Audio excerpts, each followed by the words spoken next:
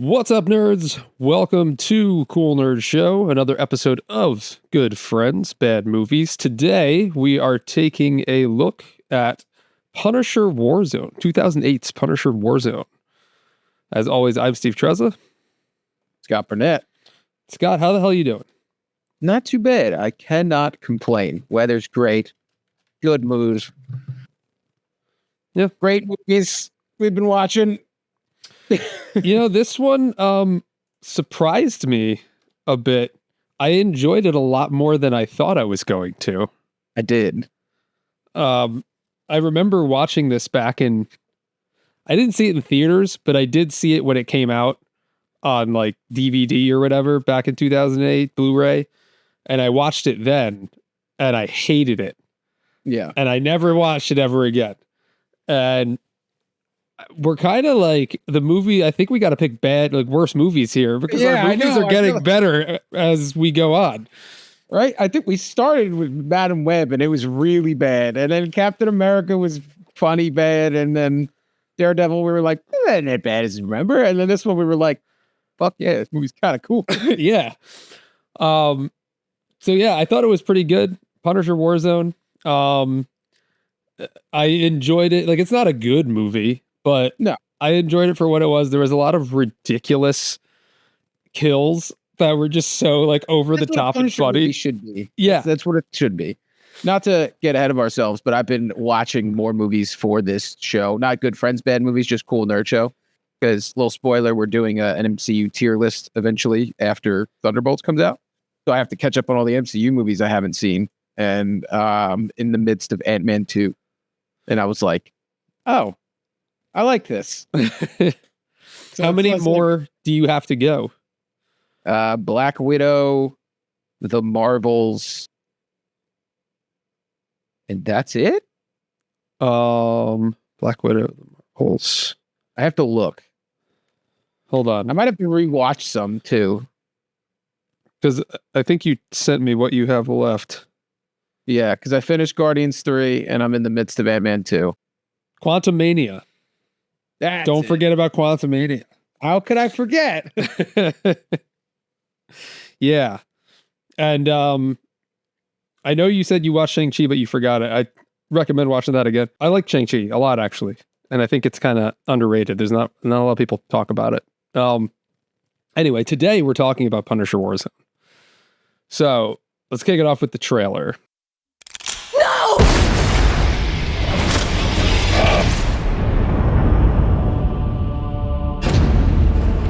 The city is under some kind of terror threat. He said something big was going to happen. Somebody has to punish the corrupt.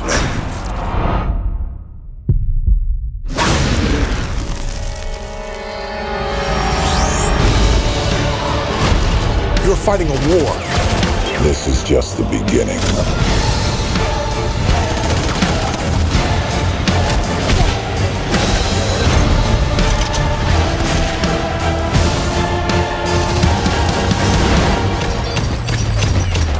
God be with you, Frank. Sometimes I'd like to get my hands on God. Punisher Warzone. Scott, what was like your overall thoughts? I know we gave a little bit of our thoughts, but give me some more of your overall thoughts on this movie coming out of it, going into it and coming out of it. I mean, I remembered it being hyper-violent, so that memory was intact throughout the whole thing. I don't think it did anything revolutionary, but it didn't need to. It did what it had to do. It was violent. It was a story about revenge. That's what a Punisher movie should be. Kind of, I guess. I don't know. I mean, like, I'm not as intimate into the Punisher lore as maybe other people, or maybe I should be. But like the subtle nuances of the character and stuff are just like aren't in the front of my brain. He's just like a guy hell-bent on avenging his dead family and avenging people who were wronged. So it's just like, okay, he did that. And then the connective tissue was a little goofy. But other than that, it was a fun way to spend an hour and 40 minutes. Yeah, agreed. Yeah, like I said, I thought it was fun. It was good. some things didn't make sense, but it was there were a lot of cool death scenes and cool over the top action, and that's kind of what this movie was. And if you go into this movie turning your brain off, I think you'll actually have a pretty good time.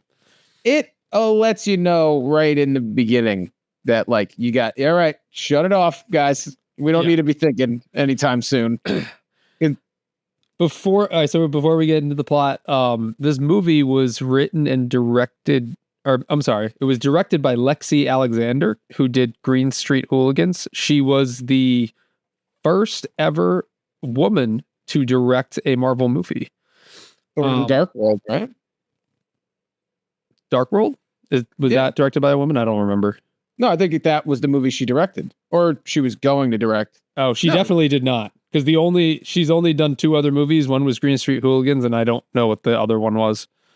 I thought she was gonna. I could have sworn I heard that name floated around. Lexi Alexander? Yeah, she's done a bunch of TV.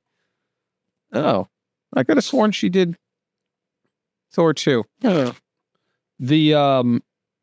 It was written by Nick Santora, Art Markham, and Matt Holliday. Matt Holloway. I did not look up what else they've done. None of those names ring a bell to me.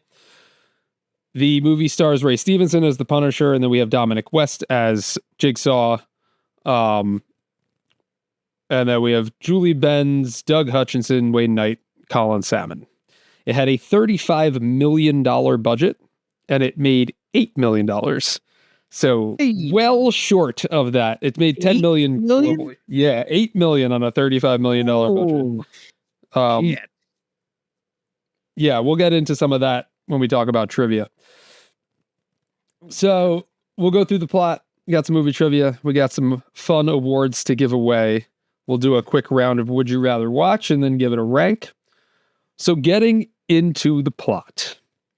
We kick off this movie. It's a very comic book scene intro titles, as comic book movies kind of did back then, where they, with this gray/green filter that was over everything. And, it's a comic book movie. We need to let everyone know that we're making a comic book movie. So we get the intro titles that start off with that. And then we're at this banquet of what is presumably some mobster family. Oh, yeah. It gave heavy mobster. This is where we're introduced to Billy the Beaut, who later becomes Jigsaw. He's kind of like mouthing off to the Don or whoever he is. They're all at this family mobster dinner, and then the lights go out. Sunday dinner. Yeah, Sunday dinner. The lights go out. Frank Castle comes in from the ceiling, immediately beheads this guy, like right from the start. It's just death and awesome kills. He cuts off this 90-year-old mobster Don's head, snaps his wife's neck, like goes down the line, just killing everyone in this dark room. Although this scene was a little weird because it's supposed to be dark enough where you can't see, but as the viewer, you can see everything. And I said to Scott, I'm like, why is no one doing anything? Everyone's just sitting at this table as Frank Castle, like one by one kills people, and they're all just kind of sitting there, not doing anything about it. Yeah. Turn to get murdered. He does plant like a road flare in the table. So maybe they're like, I can't see. But then how does he see? He's the Punisher. He trains himself to see. Then we get this scene where he's hanging on the chandelier and shooting the guns in like 2 opposite directions, killing everyone in sight. And spinning. And spinning. Don't forget spinning. The police get tipped off to that this is happening. So they're on the scene now. And then Frank Castle has to run away. He gets outside. One of the undercover detectives who's supposed to be in charge of, I guess, bringing him to justice runs into him and just kind of gives him his car, because there's this respect of what Frank Castle does for the police. I think they just don't want to do things, so they let Frank do it. Yeah, that's fair too. We kind of find that out later. Yeah, they're the laziest cops in all the land. From this Billy Rosati. I think I called him Russo. Is it Billy Rosati? Yeah, because it's the Rosati recycling plant Yes. Okay. that they go to. He flees the scene. He's able to get out and flees to his hideout. We see him with the Free Flow gang, who is this 2008 parkour gang that's I guess decided to side with Rosati and his family. Yeah. I don't know the benefits of doing parkour and being a criminal, but they figured it out. I think They did. They know. We don't. The Punisher then goes after Rosati, they make their way down to, I think it's a recycling plant. Yeah. Where the Punisher bursts in the door, starts shooting and doesn't even bother to ask any questions. Just starts killing people left and right in the Rosati family gang, accidentally shoots an undercover cop, which at the time he doesn't know this, but then later we find this out. And as the viewer, we know this because we hear the cops who were listening on the wire that their man is down. There's a guy, the guys in the van are like, they got him. Frank Castle shot him. So Frank's going through this hideout. He's killing people left and right. He throws one guy in like a crusher machine, which was really gruesome. And then he knocks Billy the Beaut into this ice. Not ice. Into this glass crushing machine. It's like a glass blender. Yeah. It's all the recycled bottles are in there and they're all crushing it up. And then Frank Castle, who just shows no mercy, just turns it on and it just grinds him to shit. And he kind of looks like how the rats from Captain America 1990 look when they take the Red Skull serum. Goopy. Yes. Goopy's a good word. Goopy, bloody. Frank has the intention of just killing him with this. He gets out of there. Later, as the police arrive on the scene, they discover that Billy the Beaut's not dead. And they don't have anything on him. I guess they know that he's this villain, that he's this Mob guy. Gangster, but they don't have anything on him to nail him to the wall. So they have to let him go. And we'll get to this in a bit. Frank then discovers, I believe when he's leaving, he sees the wire on the guy that he shot. And then he's like, crap, I killed. He like peels the microphone off his chest and he's like, whoops. Yeah, I killed one of the good ones. It's back, yeah. Nicky Donatelli is the undercover FBI agent that he is killed. We go back to the Punisher's underground hideout, which is like an abandoned subway. I want to see the Italian name generator they used for this movie. Just online. Generate Nicky Donatelli. Nicky Donatelli. Everyone has an Italian name in this movie except for Frank Castle. Not everybody has a good Italian accent, though. Nope. They all range from bad to worse. When we're at the Punisher's hideout, we get introduced to Microchip, who is played by Wayne Knight, also known as Newman from Seinfeld. His full name was Microchip. Microchip is his not like his name. government name. Yeah. I thought they just called him Micro. Did they call him Microchip at all? I don't know. He's Microchip in the comics, so I don't know if in the movie they just call him Micro, but Microchip is his code. I thought they were doing first and last name. I thought they were saying Mike Rowe. Yeah, he's Microchip. Yeah. Oh, I thought it was like the Dirty Jobs guy. His name was just like Mike Rowe. Yeah. We get introduced to Micro. Micro is basically the Punisher's supplier. He brings him a bunch of guns. He later in the movie we find out he does this buyback program for criminals I don't know where he gets the money from, but he pays them money for their guns to get them off the street, and then he gives them to the Punisher. And that's how the Punisher gets his arsenal in this movie. Locally sourced guns. Yeah. The Whole Foods of arms dealers is Micro.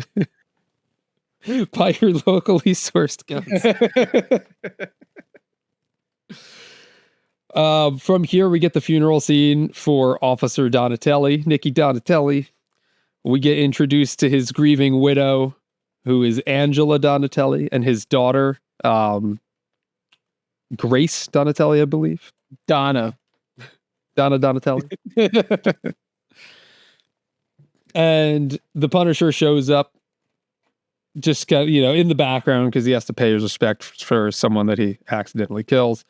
He's just we get this scene between him and Microchip where he's like battling with if he's going to hang up the guns, and Micro is like, no, we need a Punisher. The very cliche superhero type of thing. The one thing I will say about this movie is it is extremely cliche in a lot of things. Oh yeah. You can see what's going to happen. You can telegraph the plot of this movie 80% of the time. I think No there was a surprises. time when we were watching it where I just predicted the dialogue and like word for word what was going to happen. Yeah. Like they didn't take any risks. They were like, all right, let's do a paint by numbers Punisher movie and let's get $8 million and call it a day. That's exactly what happened throughout the entire movie. I really feel like losing $24 million. Let's just make a Punisher movie really quick. After the funeral scene, we're transported to the police station where we get an introduction to a new detective who's on the scene, Budiansky. Come on. Real Italian-looking gentleman. Yep. Yeah. I don't think Budiansky is an Italian name. It's more of Might be Polish. Ski might be Polish. This guy does not look Don't look- Polish. Polish either. He's a very tall, handsome black gentleman. Yes. Budiansky. So we get introduced to him. He's like hell-bent on catching the Punisher because he's a vigilante who's escaping justice.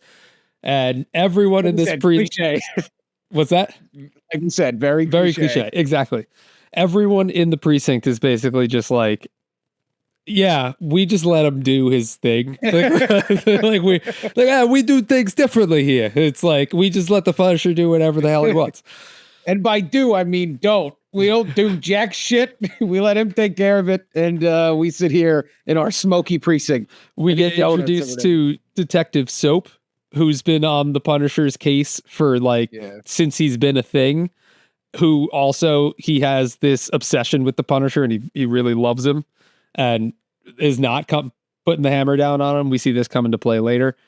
There's this funny scene where I guess the Punisher's files are all in the basement. So they send Budiansky down to the basement and he's like, all right, show me his files. And he's like, they're those there, like right over there. And he's like, which one? It's like all of them. And it's like the whole basement of the people that he's murdered, which is a little ridiculous and over the top, but yeah, there would be literally like visibly less people in the city. yes, it's like he killed everyone in New York City. Yeah. Like how many fucking bad guys are there? Is everybody in New York a bad guy?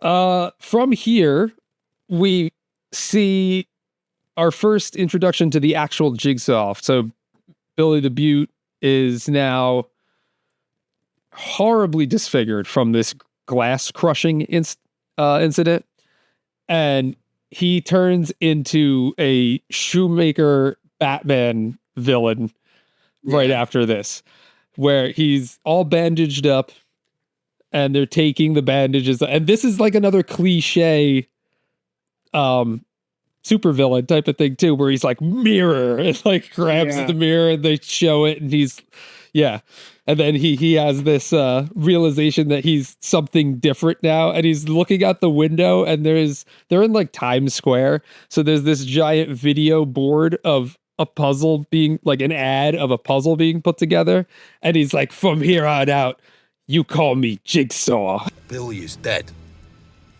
From now on, you call me Jigsaw.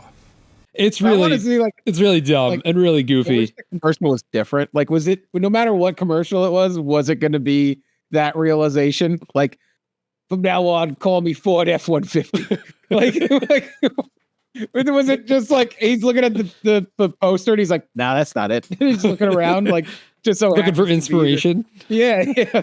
Call me Applebee's 2 for $20. Like, it's just looking at different ads in Times Square. He Call kills me for a good time. He's got a porno shop. He kills the doctor because the doctor couldn't put him back together again. Put like he has a horse hide on his face. Yeah. And like steel plates, and I don't know, maybe then he stabs the doctor in the head with a pair of scissors. And then they go to break out. They're like, we need to break out Looney Bin Jim, who is his brother, who's in the Looney Bin, if you couldn't put that together. Because this is what we need more in this movie. Another goofy fucking villain. So we're transported to the insane asylum where Jigsaw just walks in. Him and his, I don't know if it's his brother or his, like, I don't know who these guys are to him. The guy is just his goon friend. It's his two goons. And then the young one is the first goon's son. He's just like, bring your goon to work day. Pitsy? I think goon has a different connotation these days. Bring your henchman to work day. So it's just like the older guy is the younger guy's father. Okay. And I guess he's just getting into the family business. But like the older guy is like no relation to Jigsaw. He's just his like number one. They're just accomplices. Yeah. His name is Pitsy. And I think Ink is the younger guy's name. I don't think he had any tattoos. Oh. Unless I'm thinking of someone differently. I'm on the IMDb page trying to find him and I can't. Thin guy with the really shitty wig. Yeah, he does have a really shitty wig. So they go to the insane asylum to bust out Looney Bin Jim. They get to his Looney Bin where the guard who's like guarding him is eating his applesauce. Yeah, like kind of like making fun of him. He's like not a good guard, you know. Another trope is the Terminator 2 insane asylum guard. Exactly. And then we get Jigsaw and his goons. They just walk into the Looney Bin, like right through security. We don't even see that scene. They just bust him out. Who's got time for that? I know. We don't know how this happens, but it just happens. So just go with it. So they break him out. He kills the guard and starts eating his liver. Kidneys. I'm sorry. Because that's where he wanted his applesauce back, and applesauce gets it to the kidneys. I don't know, but yeah, he made some weird like joke too before he did this and killed him and started eating his kidneys. From here, we see Frank Castle go to Angela's house, the widow of the undercover cop that he had killed. Her daughter's just out on the front porch coloring, I think. Night. Drawing or something in the middle of the night by herself. Yeah. So Frank Castle goes to ring the doorbell. The daughter, I forget what she says, but she says something. You're in my light. That's right. You're in my light. And then he gives her a flashlight. And he's like, in case someone else is in your light. I don't think that comes back into play at all. It doesn't. I don't believe. And then Angela comes out, the mother, and points a gun at Frank, is like, get the fuck away from my daughter, which like rightfully so. Here's this man just completely talking to your daughter in the middle of the night on the front porch. Frank Castle has a duffel bag full of money, which I think he took from Jigsaw or from the mob family that he had massacred. All off the top. Yeah. And he was going to give it to Angela to be like, here, this is for your problems because your husband just died. And she was like, I don't want your money. And she's like, how dare you show your face around here? Because she knows that Frank had killed her husband. Also, get off your high horse. It's a duffel bag full of money. Like, yeah, just take come on. Also, not like the most legal thing. I'm pretty sure that's money was like blood money. Yeah. They're like, oh, they're marked bills. And she gets arrested. She's like, damn you, Frank Castle. So from there, he's like, all right, I'll leave. He leaves. She points the gun at him. Well, then he's like willing to like have her kill him. He's like, your husband took you to the range. You know where to do it. And he she was pointing at his face and he's like, do it here. And then she didn't pull the trigger. Yeah. It's got a little thing for him, I think. That scene ends then with Frank just kind of leaving. Then we get this Jigsaw gang meeting where now he's meeting he goes to meet this Russian gang, and they get into the hotel, I guess, where the Russian gang is. That's what I predicted. When they showed up, I was like, oh, these guys are Russian for sure. Yeah. And then they walked in and they were like, "Dos Viganya." I was like, nailed it. They get into the hotel, and Jigsaw starts like seeing his reflection and getting real mad, like upset because he looks the way he does. And then his brother, Looney Bin Jim's like, "I'm gonna make sure you never see your reflection again." It just starts breaking every mirror in the hotel. Set to like a legally safe, copyright safe version of "Smack My Bitch Up." Like it was just like this weird techno music started playing, and it kind of sounded like that, but not really. It was 2008, you know. Yeah, but like, and then that just happened. He just breaks the mirrors and then moves on. Breaks the mirrors, and they're also aren't they in the Russian gang's hotel? They're in a too? hotel. Yeah, I didn't see it. They just don't care that they're breaking all of their mirrors in the lobby. Yeah, it's the same people who run the insane asylum. They just don't have. No one cares. They don't have enough manpower to man a front desk, so they just kind of leave it open and hope no one realizes it.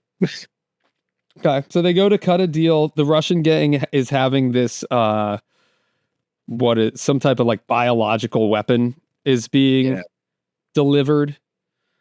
And to the it's a very insensitive term, dead, and it was very post 9/11. So it flew, which was, and they didn't just say it once; they said it a couple times.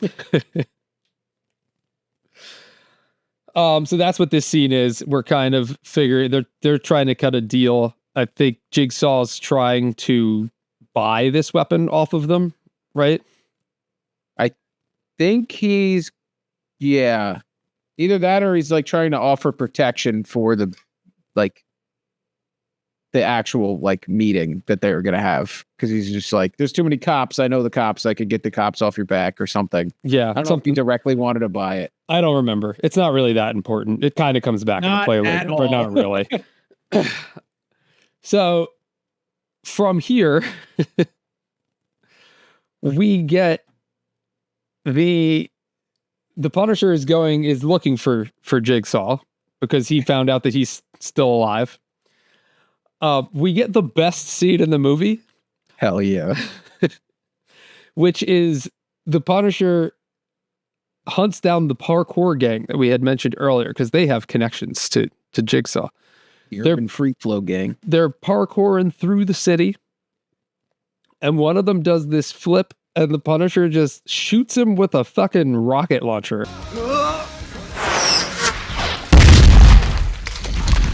Just blows him up midair. You don't see the Punisher pull the trigger. It's like this parkour scene, and they're like, "Woohoo! Yeah, we're parkouring." There's music playing. This guy does a little tuck flip.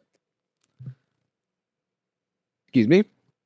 And all you see is a rocket from off screen hit him dead center of the chest. he blows to smithereens. Which I don't even know if that would blow someone. Like if a rocket hits you, would it blow up? Doesn't it have to hit like a harder surface to blow up? I don't know. I was gonna like, say, wouldn't it just like kind of blow you up, knock you over? I don't know. It could go through you. Yeah, or that. Yeah, maybe it was like a little rocket. It wasn't like a full. It was a mini rocket launcher. Yeah, so maybe it had a kid-sized rocket launcher. Yeah, but like it did no damage to anybody else or any surrounding area. It just blew this one singular guy up. Frank Castle. He snipes the other guy. Like hits him in the knees, knocks him down. Well, there's three of them. He blows one up, shoots one guy's head off, and then shoots the other guy in the knees. Yeah. And I think this happens because I think this was part of Jigsaw's trap, where Jigsaw knew he was. They had the parkour gang had like different movie. No, I don't think so. Jigsaw's trap. You thinking of Saw? No. But yeah, and then he puts his hand in the reverse bear trap, and he says, "Do you want to play a game?" He does say, "Do you want to play a game?" in this movie? He does. I feel like there's a little copyright infringement happening over here, and they were like, "This movie made $8 million. We're not going to pick on it." Jigsaw, I think he laid this trap. So he, hold on, I'm trying to gather my thoughts here.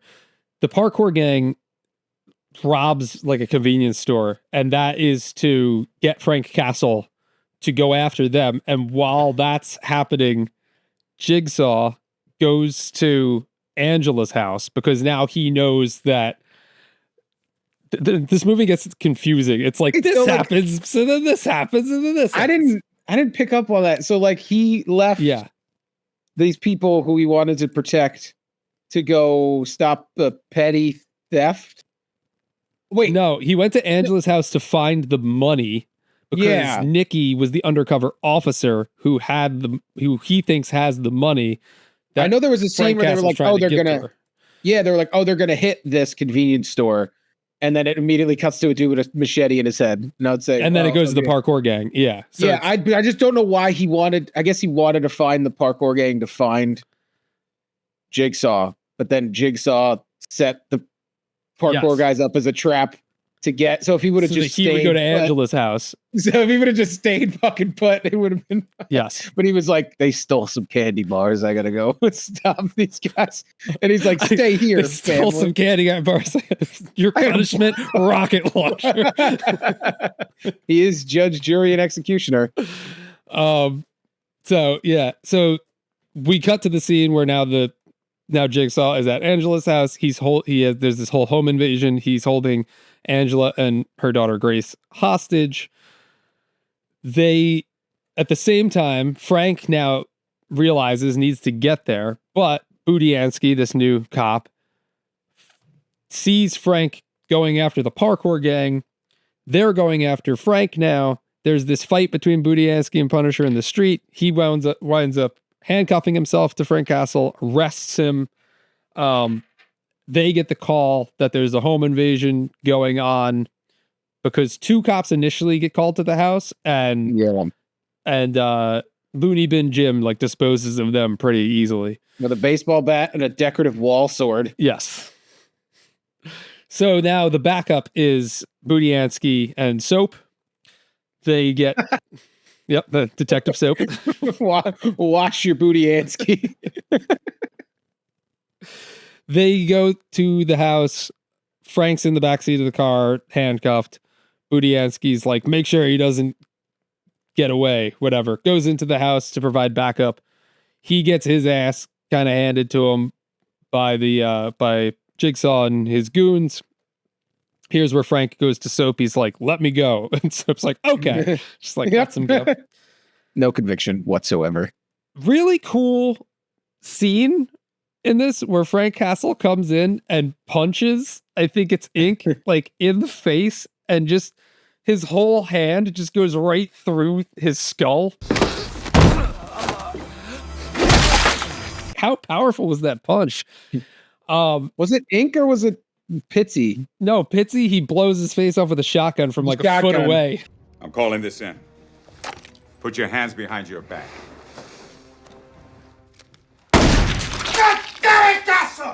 Yeah, that's it. Both faces are gone. Yes. That's where I got confused. Kills Okay. both of them, leaving only Jigsaw and Looney Bin Jim left. While this is going on, Jigsaw and Looney Bin Jim are upstairs rummaging through Nikki's safe to try and find this money. And Frank could have just gone up, killed them, movie over. Yeah. Instead, he takes Angela and her daughter and leaves. Just leaves. Leaves Jigsaw and Looney Bin Jim to rummage through the house. He brings them back to his like lair or hideout or whatever. And then back up, the police actually arrive. Yeah. There was definitely a time where he could have been like, wait here, Angela and Or how about just like the police will be here in a second, like run out onto the front lawn. I'll go take care of Jigsaw upstairs. I'm just gonna run upstairs really fast and kill these guys. BRB. But he just leaves with them, which makes absolutely no sense to the plot of this movie. I mean, I guess it makes sense to the plot because other stuff needs to happen, but it makes no sense as to why he did this. Look, we can't have this movie be an hour long. We need an extra 40 minutes out of this. All right, maybe they won't notice. So Jigsaw gets arrested. Jigsaw and Looney Bin Jim, they get arrested, and then there's this interrogation scene down at the precinct, and Jigsaw's like, I know of this biological weapon that's coming in. I know the Russians are using it. I'll give you, if you give me immunity and give me information on Frank Castle, I'll give you this information. Like, they would never give this guy with immunity. the cops. I know. And the cops are like, well, I guess that seems like a fair deal. Deal. We're not going to negotiate whatsoever. You get exactly what you asked for. Gives them immunity. Jigsaw goes to meet with the Russians. It's a setup. The cops are there. The cops arrest them. And then they're like, here's that information you wanted on Castle. Gives him the information of Micro, because I guess they have a file on Micro. Off camera, we see that they go to Micro's house and kidnap him. It's this weird, these scenes are weird because now we have Frank Castle and Jigsaw and LBJ like not crossing each other's paths, but crossing each other's paths because they go to Micro's house to kidnap Micro. God, I was like, oh my! Frank Castle goes to Micro's house, but is just late enough to where they had just been there and just got him from Micro's house. My brain was buffering. I was just like, Lyndon Baines Johnson. Looney Bin Jim, LPJ, Lyndon B. Johnson. Yeah, Lyndon B. Johnson just shows up. Poor impressed. I missed that part. Like, who the fuck is LPJ?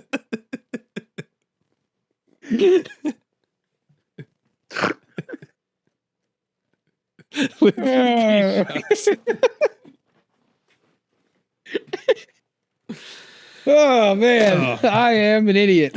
So we get this weird. They're crossing each other's paths, but they're missing each other.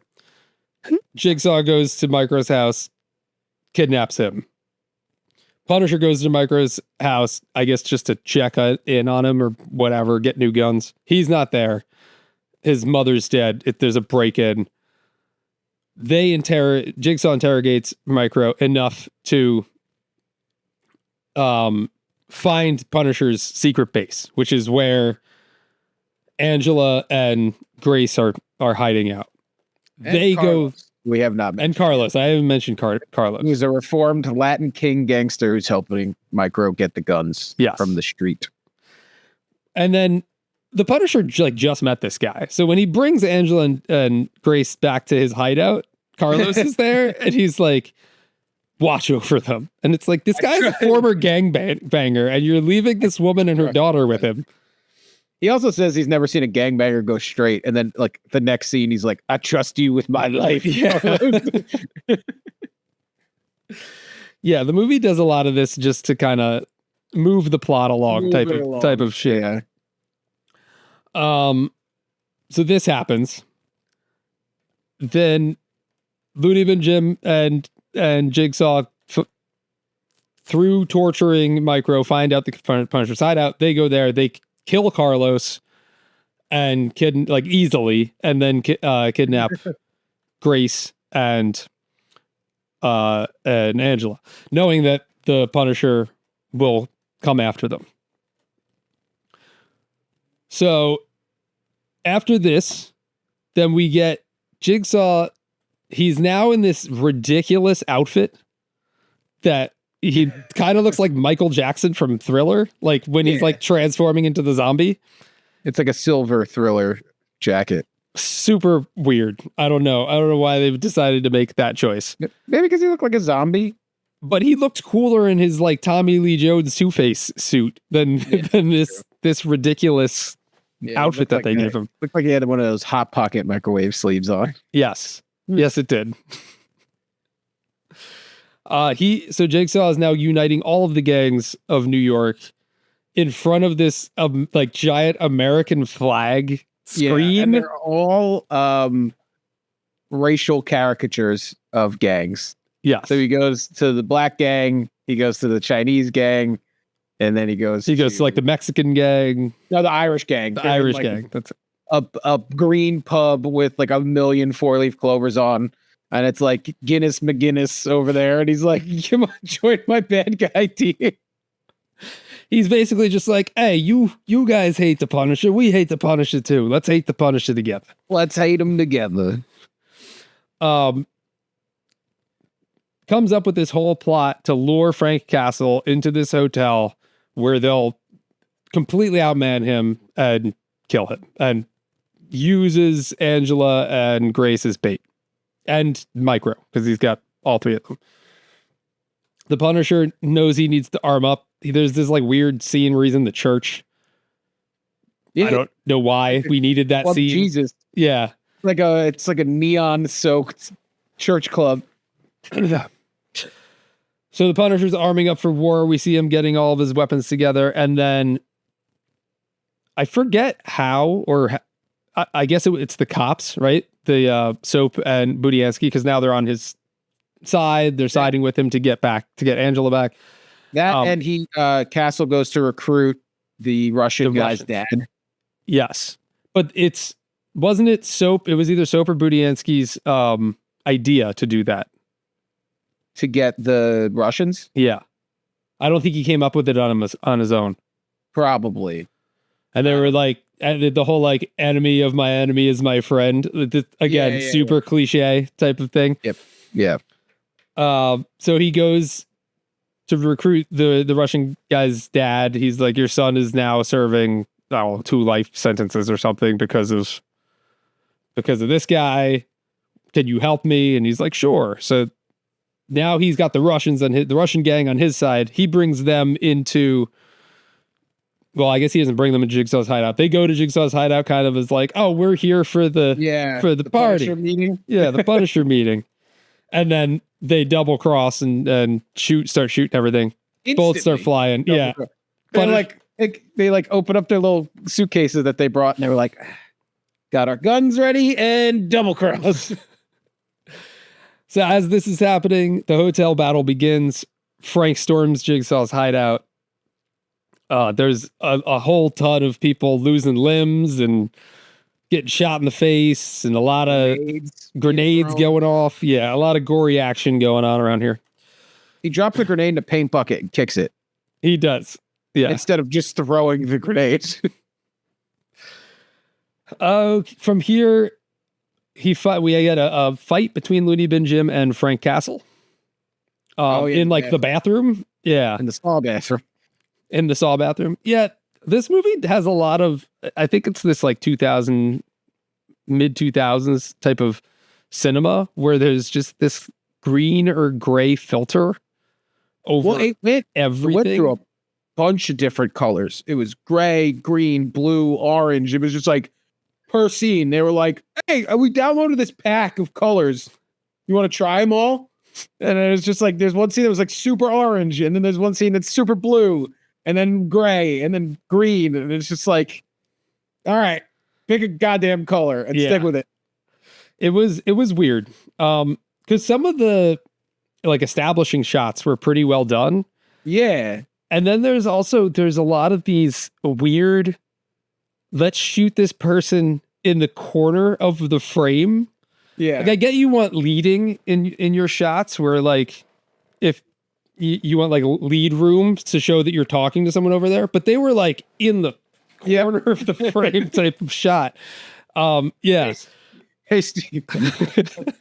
Just like, what is this frame? And it happened multiple times too. Wait, I'm on the wrong side, so I would be this side, right? On your Streamlabs? No, you were on the right side. Okay. Yeah. Go back. Look. So it was like this. Yeah. Just all this space. Super weird. I'm going to do the rest of the podcast like this. Just see my beard. Your beard and your nose. From here, we get the final showdown. Looney Bin Jim kind of like I don't remember if he runs away or they kind of capture Frank Castle. I think they might capture him. No, because he comes to the big thing at the end. And then that's when they show that we have Micro on one side. Yeah, Looney Bin he runs off and Frank chases him.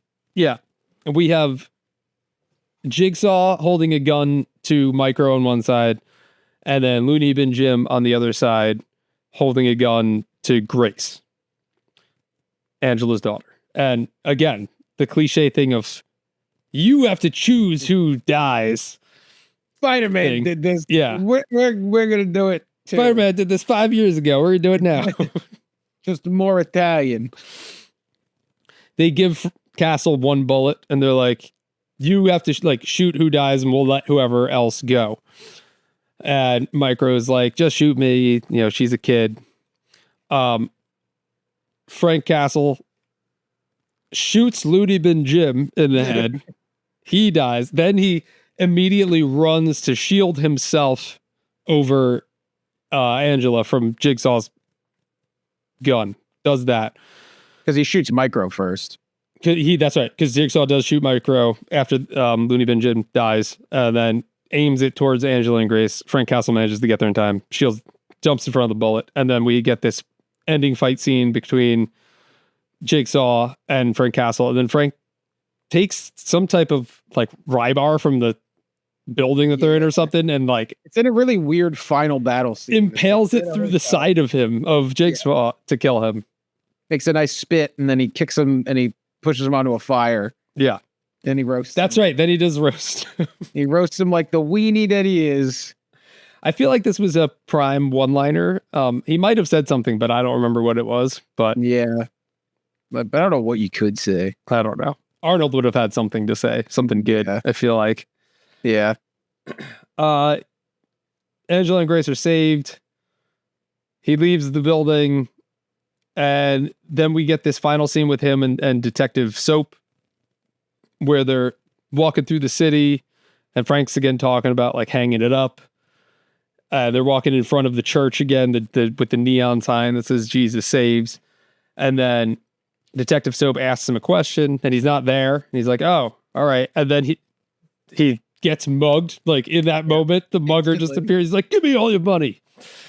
And then Soap's like, "Frank." So then the Jesus goes out on the Jesus saves neon sign. It just says saves. And then it's Frank Castle and he shoots the guy and the movie ends. I feel, is that a comic panel? Because that just seems too specific. It might really be. Make sense. It just didn't make any sense. Yeah, it might be. I don't know. Then there's roll credits from there to show you that he's still the Punisher and he's going to remain to be the Punisher. Sequel time. Well, not after only making $8 million. It's a lot of money. Not when you put $35 million. That's the context. So yeah, that is the Punisher Warzone. Little bit of movie trivia. Thomas Jane was originally attached for the lead role. This was going to be a sequel, but he turned it down, stating that he thought the script was going in the wrong direction. He also felt it was too comic book, whereas he wanted a more gritty, realistic approach. That makes a lot of sense. Yeah. He definitely nailed it on all aspects there. To be perfectly honest, though, so I used to love the Thomas Jane Punisher movie, the 2004 one, the original, and I thought it was very underrated. I haven't seen it in a really long time, but I do feel like if I go back and watch it, I think I might actually like this one more. I like the Thomas Jane one. It's just a nice revenge movie. It doesn't need the Punisher. Yeah, that's true. He doesn't. He's not the Punisher in that. He's just a guy wanting to, avenge his family, which is a good concept for a movie. This one does feel more true to the actual character of the Punisher. As terrible as this script is, and as many plot holes as this movie has, I just think it's just more of a whatever, we're gonna kill everyone in this movie, which is a great segue into my next trivia. The body count racked up by the Punisher is 81 confirmed kills, excluding the 2 cases where he shoots someone on the same side. The film's color palette is designed to mirror that of comics. So there that you why go. I kept doing it? There you go, Scott. This is did it achieved by purpose? only using 3 lead colors on screen at any one time. I don't know what that Okay. means, but yeah. Like the most prominent colors in the frame. So if you stop the frame, there'd be 3 Gotcha. colors. Like different shades of gray, different shades of blue, different shades of white, Okay. different shades of orange, different shades of red, different shades of brown. But like, that was a conscious choice. Ray Stevenson underwent grueling training session with the U.S. Marines to prepare him for the lead role. Unfortunate he had to spend that much time preparing for this movie. Yeah, and I like Ray Stevenson a lot, but I feel like he didn't get any direction of how to be the Punisher in this movie. Like he just No. he was very stiff the whole movie. It's just a mope the Yeah. whole time. We did get like a weird flashback scene of him and his family that looked like it was shot from like Getty Images. Yep. It was this weird stock footage type of. Yeah, it's like you go to print your pictures out at CVS and the people in the little squares on the computer that you're pressing buttons on. Yeah. It's that guy. And last movie trivia, this is the lowest grossing Marvel movie, surpassing Howard the Duck, which Damn. you may see us talk about on the future of the show. And Howard the Duck made $8,001, or grossing is in like the money it made. So like this made negative 20 whatever million, 7 million. I don't know. Let's find out how much Howard the Duck made. Like Or maybe this lost, I guess maybe this lost more money. I was gonna say like grossing. So this actually grossed negative 27 million, and then Howard the Duck could have grossed Probably. I $5 million. guarantee you that Howard the Duck did not cost $35 million to Yeah. make. That probably cost like 3 million, and it made $1 million, so it only lost 2. You know what I mean? According to IMDb, Howard the Duck cost $37 million to make, and it made $16 million. What the fuck? Is that like adjusted for inflation? I don't know. I don't think so. I got a fucking Howard. Fuck. This is according to IMDb. So okay. Budget is 37 million. Okay. And it made All right. 16 million. 16.2 worldwide. So it lost 16-ish million. In 1986, how did they give Howard the Duck $37 million and expect them to make $37 million back? That's ridiculous. You'd have to double that. Or 37 million. Was it in 86? Yeah. He said? Did they expect this movie to be good? I don't know. Maybe they did. That's not right. $107 million? Yeah, $107 million in today's money. That would be it's the That's equivalent of giving Howard insane. $107 million. That's what I'm saying. Like, what were they thinking back then? They were on a ton of cocaine. That's what it was. the fuck, dude? What movies cost $107 million? I'd say like a good amount of them nowadays, probably. But they're all these big blockbuster movies, right? Yeah. Movies with a budget over $100 million. As of March 2nd, 2025. Ant-Man 3, Shazam 2, John Wick, Dungeons and Dragons, Super Mario Bros. So they're like it's the like big big blockbuster movies. blockbuster movies. Like there's no. What was the budget of like, all right, Predator came out in 87, right? What was the budget of that? And Aliens came out in 86. So we could look at those two and compare. All right, let me. I'll look up Aliens. All right. Aliens budget was 18.5 million. How? Predator's And, budget was 18 million. Yeah. So they fucking almost doubled their budget. Then Aliens made 131 million worldwide. That's insane. Yeah, I don't know. Okay. We got off track there, but Howard the Duck. Worth it. Some awards. Scott, what was your most over the top kill award? What does that go to? Oh, it's got to be punching the dude's face off. It's either that or roasting Jigsaw over an open fire. Mine is definitely the rocket launcher. Oh kill. yeah, fuck. Yeah. Oh, I forgot about that.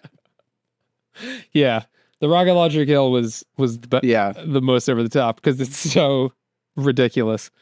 He also dropped the main parkour guy off a building and he landed And on impaled him. fence, Yeah, and then jumped down off the building and landed on his head and his neck snapped back. So that was like a lot happened there. Best unintentional comedy moment. Oh, unintentional comedy moment.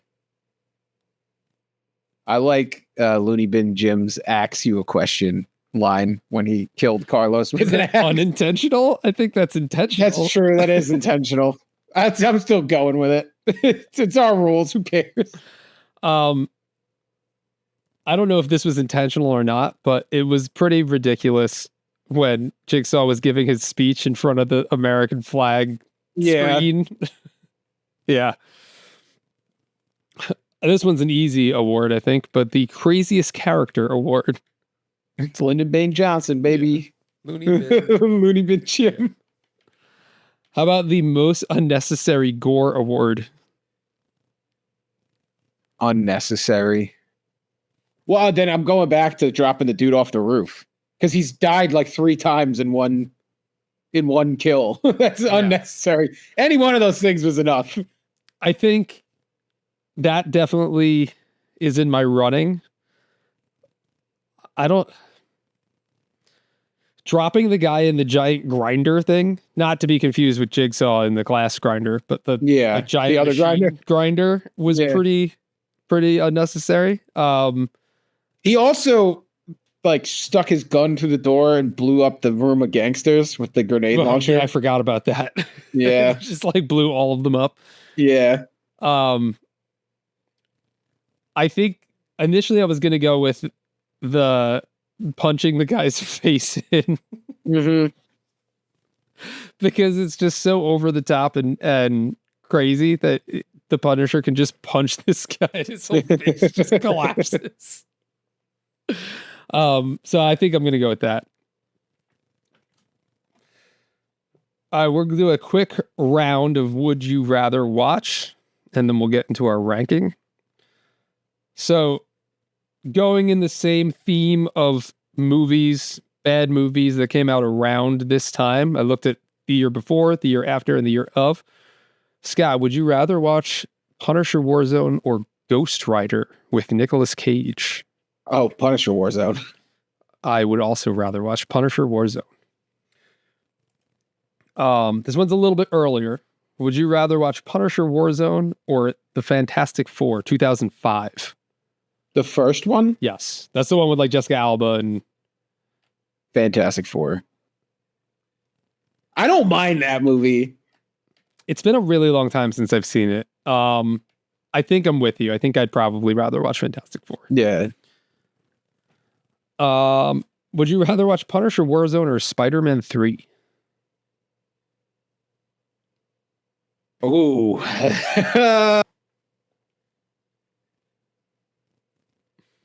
Punisher Warzone. I think I would too. Spider-Man 3 is bad. Yeah, I was trying to think of good parts of it. There's not a lot. Not a ton. Except for the meme that comes out of it. See you later, chump. Yeah. Punisher Warzone or X-Men Origins Wolverine? Warzone. Also Punisher Warzone, because that movie's bad. Yeah, it is. That has cooler parts in it than Spider-Man 3, though. The opening scene where they go through all the wars is is actually pretty awesome. And then the movie there's no redeeming qualities from the movie from that point on. The game that came out yeah. for the movie. So that is a redeeming quality. I guess. We wouldn't have it if we didn't have X-Men Origins Wolverines. All right, so Punisher Warzone. over Ghost Rider, Spider-Man 3, and X-Men Origins Wolverine, and Fantastic Four over Punisher Warzone is our Would You Rather for this. Yeah, my damn Punisher Warzone came out pretty good at that one. Yeah, we got to pick a worse movie, which I think up next might be a worse movie. Rankings. We have actually good, not as bad as people say. Bad, good, memeable, unintentionally funny, just plain awful. Scott, where would you rank this?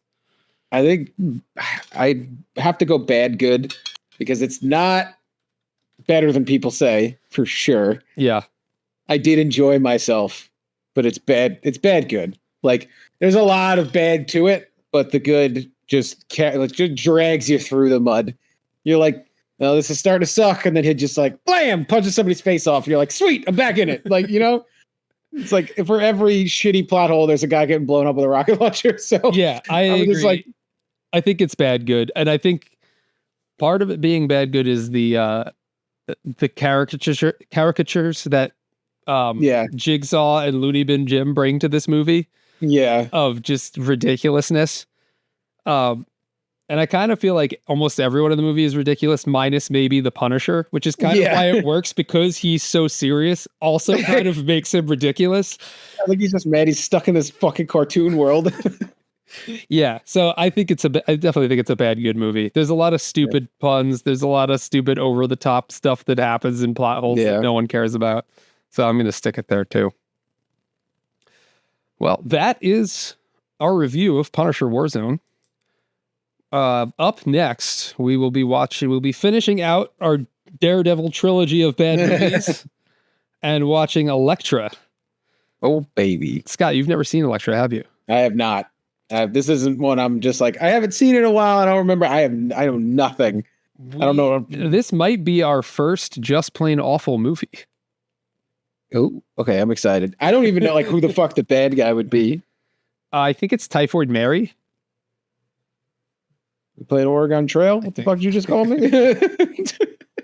Typhoid Mary? Alexa's beating up on a lady that has typhoid.